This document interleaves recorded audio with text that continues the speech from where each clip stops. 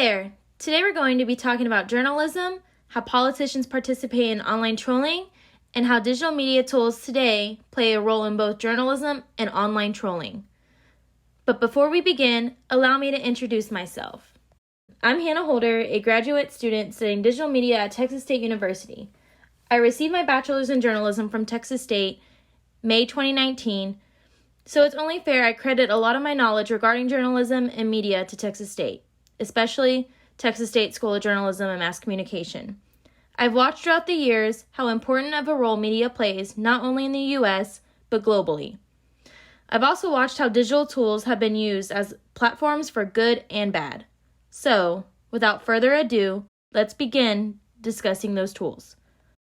In a modern world of technology, many of us frequently use and rely on social media to access news and media resources.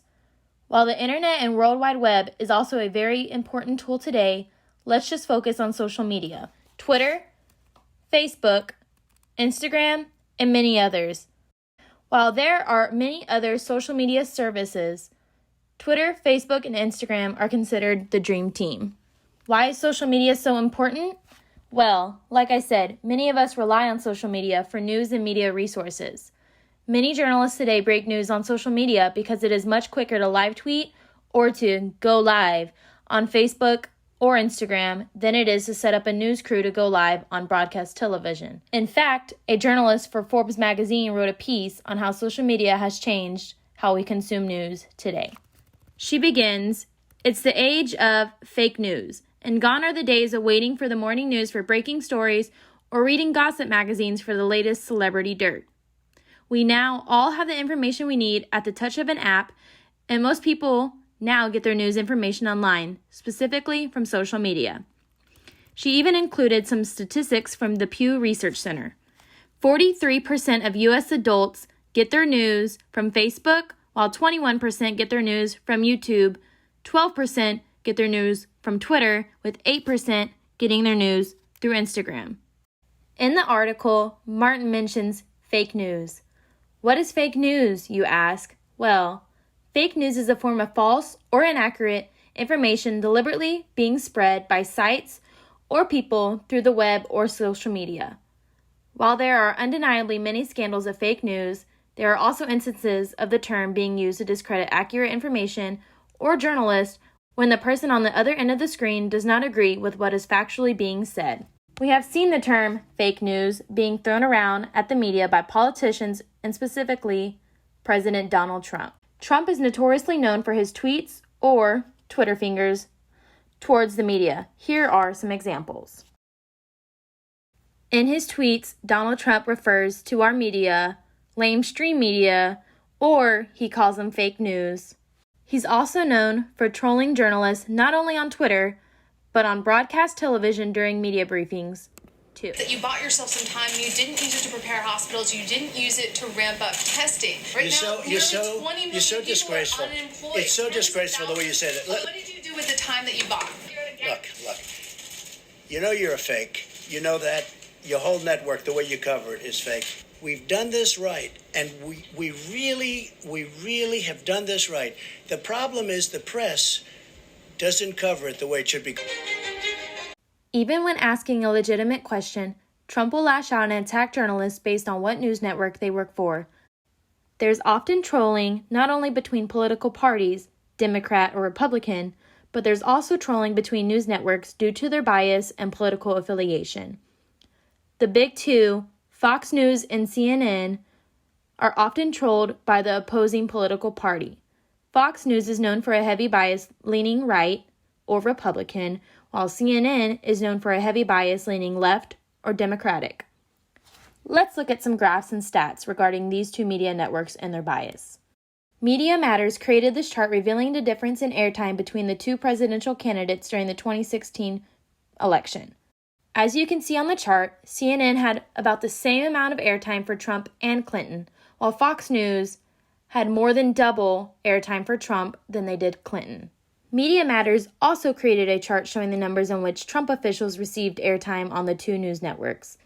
As you can see on the chart, Fox News has Trump lawyers, family members, and cabinets at a much higher rate than CNN does.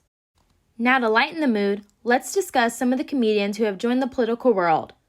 Trevor Noah and John Oliver are two of the many comedians who have brought political satire onto their television shows.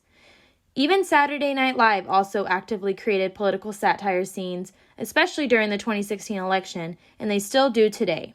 Saturday Night Live caught a lot of attention and, quite frankly, brought a lot of relief to Americans when they recreated presidential debates between Trump and Clinton in 2016 when tensions were high.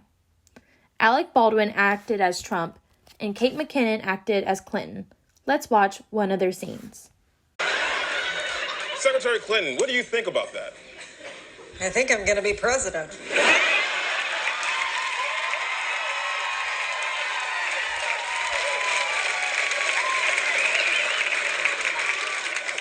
I mean, this man is clearly unfit to be commander-in-chief. Wrong. He is a bully. Shut up. He started the birther movement. You did. He says climate change is a hoax invented by China. It's pronounced China. He hasn't released his tax returns, which means he's either not that rich, Wrong. not that charitable, Wrong. or he's never paid taxes in his life. Warmer. While these political satire skits are funny and entertaining, they're unfortunately acting out a sad truth in America. American politics is seen as a joke. Some of the causes from trolling lead to discrediting journalists who are actually telling the public accurate information or asking political leaders legitimate questions of concern that the public may want to know about what is happening in our government, our economy, to the American people, and the country as a whole. Columbia Journalism Review broke down a report from Data and Society on the tactics of trolling. 1. Viral sloganeering, which consists of repackaging reactionary talking points for social media and press amplification. 2. Leak forgery, which involves prompting a media spectacle by sharing forged documents. 3. Evidence collages, which are documents, usually images, made up of information or misinformation from multiple sources so as to make them easily shareable. 4. Keyword squatting, the strategic domination of keywords and sock puppet accounts in order to misrepresent the behavior of specific groups or individuals. The report also said many of the people who troll understand these motivations and know exactly which levers to pull to get attention. Now, I'm not going to say names, but I think one person comes to mind when it comes to these tactics. Now that the presentation is coming to an end, I hope you learned what a troll is, their tactics, how it affects journalism, and how digital media tools today, like social media services, are used as platforms for trolling.